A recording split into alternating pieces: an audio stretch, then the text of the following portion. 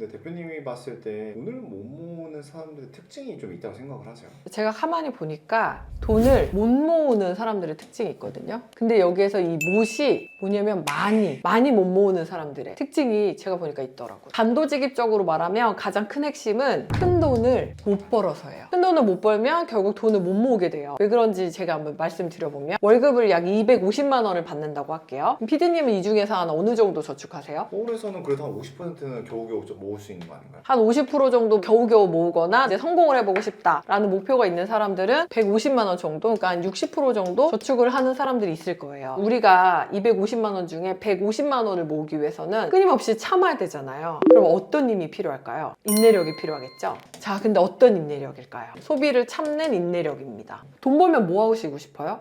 맛있는 거 사먹고 싶어요. 쓰고 싶죠. 이게 인간의 본능이에요. 근데 이 인간의 본능을 참아야 된다는 거죠. 근데 그게 왜 힘든 줄 아세요? 우리가 핸드폰을 키면 뭐가 있죠? 인스타그램, 유튜브 끊임없이 맛있는 거 먹고 잘난 사람들의 모습을 보면서 아 나도 저렇게 살고 싶다. 그렇게 하면서 따라하게 되죠. 그런 소비를 하게 되잖아요. 그 소비의 기준이 어디 있게 될까요? 인스타 속에 있는 사람들에게 맞춰지게 되잖아요. 근데 그들의 소득은 과연 얼마일까요? 많이 벌고 있으니까 많이 쓰는데 나의 현실은 아닌데 이제 그렇게 소비를 하게 되는 거죠. 그러면서 나도 모르게 휩쓸리게 되고 과소비하게 되고 또 인스타에 있는 모습 보면서 또 맛집 찾아다니게 되고 쓸데없이 돈 쓰게 되고 이렇게 과시성 소비를 하게 됩니다. 그래서 과시성 소비를 하게 되면 결국 남는 게 없겠죠. 그런 사람들을 보면서 조금 더 돈을 모아야겠다라고 생각하는 사람들은 무슨 생각을 할까요? 아 진짜 힘들다. 나는 저 사람들처럼 쓰면 안 되겠다. 안 쓸 거야 하고 이제 참게 되겠죠. 그렇게 해서 1년은 버틸 수 있지만 그렇게 해서 이제 또 뭐 한 2, 3년 갔어요. 그런데 내가 그렇게 해서 모았던 돈을 봤더니 통장이 얼마일까요? 아까 1,800만 원 3년 모아도 5,400만 원.